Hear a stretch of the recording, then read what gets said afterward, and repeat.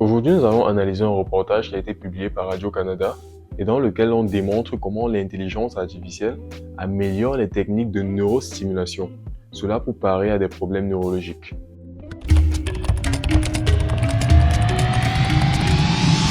Pour ceux qui sont nouveaux sur cette chaîne, moi c'est Gayus Bamfeno, jeune ingénieur logiciel originaire du Cameroun et actuellement basé à Montréal.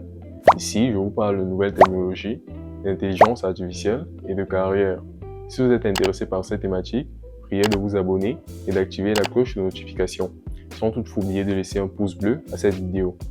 Là, nous sommes sur le site de Radio-Canada. Je vais simplement lancer la vidéo et l'on fera des analyses au fur et à mesure.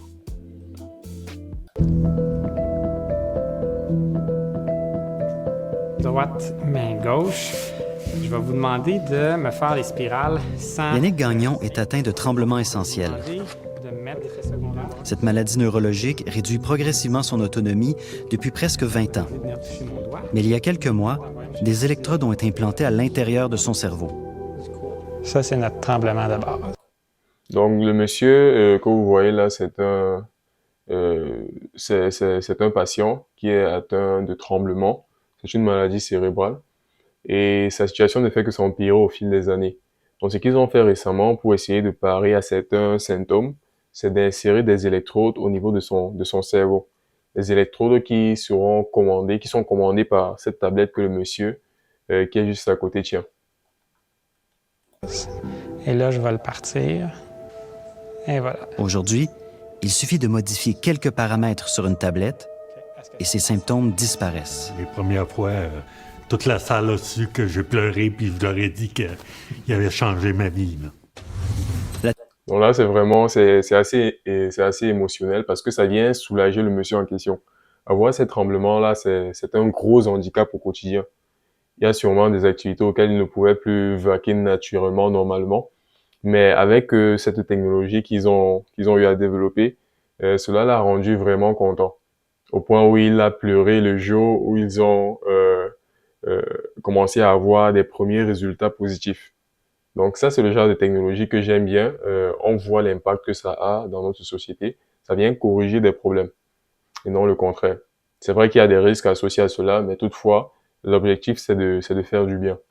La technique qui a changé la vie d'Yannick, c'est la neurostimulation. À l'aide d'ondes électromagnétiques, il est possible de modifier l'activité nerveuse directement dans le cerveau. Mettez-moi donc le bras gauche comme ça. Fait que comme ça, c'est plus difficile. Fait que là, dites-moi si vous sentez des engourdissements. L'implantation des électrodes a été pratiquée par le neurochirurgien Christian Yorio-Morin, un habitué de cette approche. La neuromodulation ne nous permet pas d'injecter de l'information dans un cerveau. Elle nous permet uniquement de bloquer un signal. Donc, quand on fait de la modulation pour un trouble du mouvement, souvent, ce qu'on va faire, c'est qu'on va interrompre un court-circuit. On va envoyer un signal qui va interférer avec le circuit normal. On ne dira pas au bras « bouge normalement ». On va simplement enlever un signal pathologique. Pour Yannick Gagnon. Donc là, en fait, lorsqu'ils placent ces électrodes-là, avec des algorithmes qu'ils ont écrits et qu'ils commandent à partir de la tablette en question, ils peuvent réguler le flux des signaux électriques qui sont envoyés au niveau du cerveau.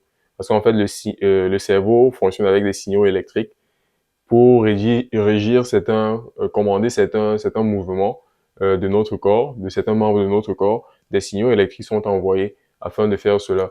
Donc, l'objectif ici, là, c'est d'essayer de réguler cette communication de signaux électriques. Parce que pour quelqu'un qui est malade, certainement, cette communication-là ne se fait pas comme il le faut. Donc, leur rôle en ce moment, c'est de venir réguler cela, stimuler des zones qui sont endormies afin de mieux rétablir la communication.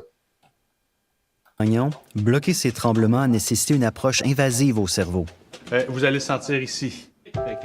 Mais la neurostimulation peut aussi se faire de façon très différente. Ici, des électrodes sont placées à la surface de la peau. M. Jean Fouquet porte sur lui un stimulateur pour l'aider à bouger son pied droit après un AVC. L'idée, c'est de venir faciliter le mouvement, donc de faire en sorte que la personne, lorsqu'elle marche, par exemple, ses orteils, son pied n'accroche pas au sol. Donc pour elle, ça va faciliter la marche. Vous allez lever votre pied de la talonnette, la stimulation va commencer, puis ça va vous permettre de faire votre pas en levant le pied bien comme il faut. Donc là, vous pouvez vous lever debout. Un capteur dans le soulier déclenche la stimulation pour aider à compléter le mouvement. Un stimuli simple qui fait bouger le bout de son pied. Mes orteils pointent pas. Donc là, c'est un monsieur qui a comme une mobilité réduite au niveau de son pied. Donc ces capteurs-là viennent comme stimuler toujours cet envoi de signaux électriques.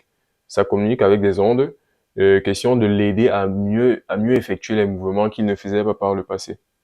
Donc ça, c'est pour amplifier. Si par exemple les signaux qui étaient envoyés pour qu'il puisse, pour qu'il ait la possibilité de bouger son pied étaient assez réduits, ce stimulateur va davantage amplifier ces signaux-là pour aider le monsieur à réaliser les différents mouvements qu'il veut réaliser. Ça veut dire que ça fait du bien. Pied tombant ou tremblement essentiel, dans les deux cas, on s'appuie sur le même principe. On envoie des signaux répétitifs et sans variation, comme un tambour. Il est possible d'optimiser l'efficacité de ces stimulations, mais il faut choisir parmi des dizaines de rythmes, de durée, de fréquence ou d'amplitude et le faire au bon moment. Rapidement, on atteint un nombre incalculable de combinaisons. Impossible de toutes les essayer lors de la calibration des neurostimulateurs. Fait qu'on voit qu'elle, elle est un petit peu plus postérieure. Là où on a beaucoup plus de difficultés, c'est dans des maladies comme l'épilepsie, la dépression, le trouble obsessionnel compulsif, qui sont des maladies pour lesquelles on a des beaux succès en neuromodulation, mais pas chez tout le monde.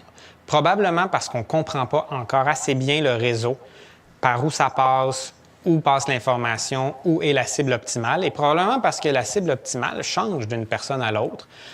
Et c'est... Donc là, ils font face à un problème, en fait, c'est que d'un être humain à un autre, la structure cérébrale et la façon de communiquer peut légèrement varier.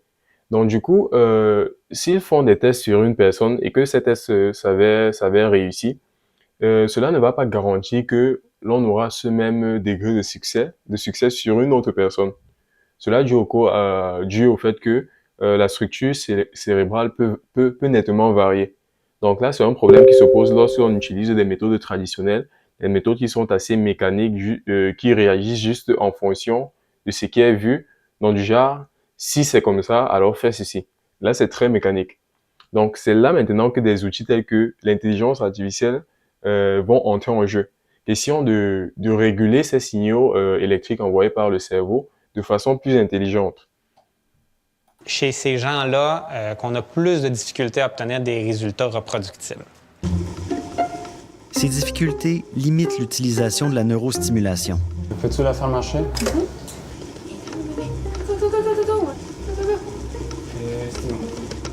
Mais pour Marco Bonizato, la solution à ce défi se trouve dans l'automatisation de cette calibration. La stimulation comme elle est utilisée aujourd'hui est surtout une répétition continue des pulsations envoyées au cerveau, à la moelle épinière, au nerf périphérique, qui n'échangent jamais. Et ça, c'est une limitation. C'est comme utiliser juste la grande caisse pour produire de la musique. Mais en réalité, on est capable de moduler. Ça, on pourrait faire ce qu'on veut avec la stimulation. On a plusieurs sources de stimulation. Mais on a besoin un peu d'un directeur d'orchestre. Ce chef d'orchestre idéal, c'est un algorithme informatique. Marco Bonizato y travaille depuis plusieurs années avec des équipes de l'Université de Montréal. Cet algorithme pourrait permettre à la neurostimulation d'atteindre son plein potentiel. Donc là, il est question d'automatiser cette modulation des ondes envoyées par le cerveau. Si au début, vous avez bien remarqué, il y avait un monsieur qui se tenait là avec une tablette et il pouvait commander les signaux électriques qui sont envoyés au niveau du cerveau du monsieur que l'on a présenté au début. Question de parer à certains symptômes. Mais maintenant, là, c'est assez mécanique. Là, tu réagis, tu es sur ta tablette, tu essaies de réguler le flux d'informations qui circulent dans le cerveau. Mais maintenant, ce serait très compliqué de faire cela à la longue. D'où le problème d'automatisation, d'où la solution d'automatisation vient se présenter. Donc, c'est là qu'ils ont pensé à mettre sur pied des algorithmes qui vont faire ce monitoring de façon automatique, de telle manière que l'on n'aura pas besoin nécessairement de l'intervention humaine. L'algorithme va tourner en boucle, et dès que peut-être le signal électrique au niveau du cerveau ou au niveau d'une zone précise est très bas, peut-être ça va essayer d'amplifier le signal pour que ça pour que le fonctionnement soit correct. Et si le signal est très haut, ça va essayer de réguler le truc pour que ce soit assez moyen.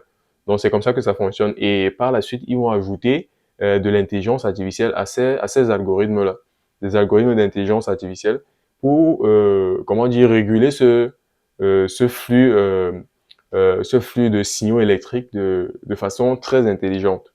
Donc c'est comme ça que cela fonctionne et ça c'est une très bonne application de l'intelligence artificielle dans la médecine. C'est assez positif. Là, on peut voir les résultats.